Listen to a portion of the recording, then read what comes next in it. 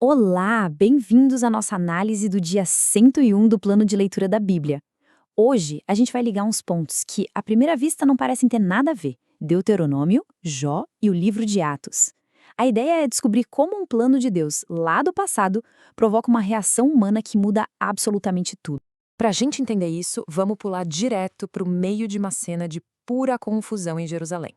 A multidão está agitada, olhando para um grupo de pessoas e tentando achar uma explicação para uma coisa muito estranha e poderosa que acabou de acontecer. E a primeira ideia que surge na cabeça deles: esses caras devem estar bêbados.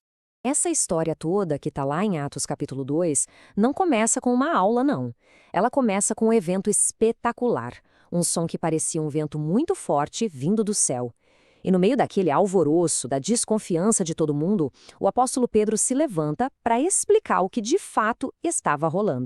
A primeira coisa que Pedro faz é quebrar essa acusação com uma lógica bem simples. Gente, calma lá, são só 9 da manhã. Mas ele não para por aí, né? Ele usa essa deixa para virar o jogo, aproveita o momento para revelar de onde vinha de verdade tudo aquilo que eles estavam vendo e ouvindo. E a explicação dele é incrível. Ele diz: olha, isso aqui não é bagunça, não é caos. Isso é uma promessa antiga se cumprindo. Ele recorre ao profeta Joel, de séculos antes, para mostrar que aquela aparente desordem era, na verdade, a ordem de Deus se manifestando. Era uma profecia acontecendo bem ali, na frente deles. Agora, aqui vem a parte que eu acho sensacional: a forma como Pedro monta o raciocínio dele. Ele não está só se defendendo ou reagindo no calor do momento. Ele está, na verdade, conectando séculos de história e de escrituras àquele instante, mostrando que tudo aquilo fazia parte de um plano muito maior. É como se Pedro desenhasse uma linha do tempo ali, na hora, para todo mundo ver. Ele mostra como o plano de Deus foi se desenrolando, começou com a promessa lá atrás, passou pelo ministério de Jesus, por sua morte e, o ponto central, sua ressurreição. E tudo isso culminou naquele momento com o derramamento do Espírito Santo que eles estavam presenciando. E aí vem a conclusão bombástica de Pedro. Ele diz basicamente: sabe aquele Jesus que vocês mesmos crucificaram?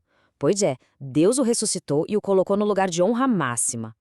Essa afirmação vira o jogo completamente e joga a responsabilidade direto no colo de quem estava ouvindo.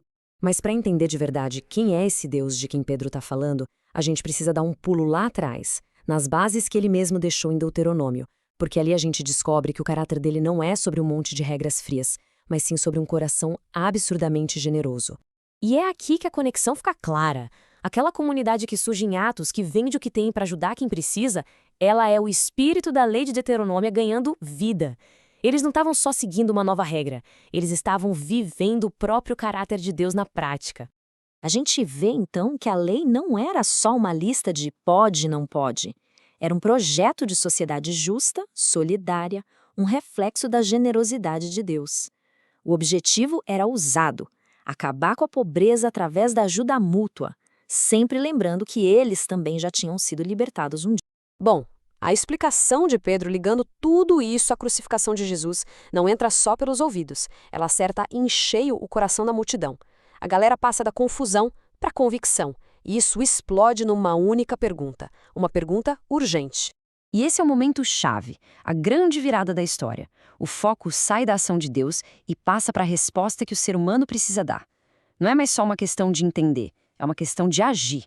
A ficha caiu e agora a pergunta era: e agora? Qual o próximo passo? E a resposta de Pedro não é nada complicada, não é um monte de teoria, é super prática. São 3 passos claros. Mudem de mentalidade, se identifiquem publicamente com Jesus através do batismo e, por fim, recebam o mesmo Espírito que causou todo aquele evento. Simples e direto. Ok, eles perguntaram, Pedro respondeu. E o resultado disso? O que acontece depois? É isso que a gente vai ver agora. A decisão deles não foi só uma coisa individual. Teve um impacto coletivo gigantesco e imediato. E olha, a reação não foi pouca coisa, não. Naquele dia, não foram 10 ou 20 pessoas. Foram cerca de 3.000 pessoas que aceitaram a mensagem e foram batizadas. Imagina a cena. Uma transformação em massa que deu o pontapé inicial para a igreja em Jerusalém. E essa galera toda, junta, formou uma comunidade com DNA muito próprio, sabe? Eles estudavam juntos, viviam em comunhão, dividiam tudo o que tinham de forma radical, comiam juntos com alegria e louvavam a Deus. Eles não só acreditaram na mensagem, eles criaram um novo jeito de viver, que era a visão de Deuteronômio na prática.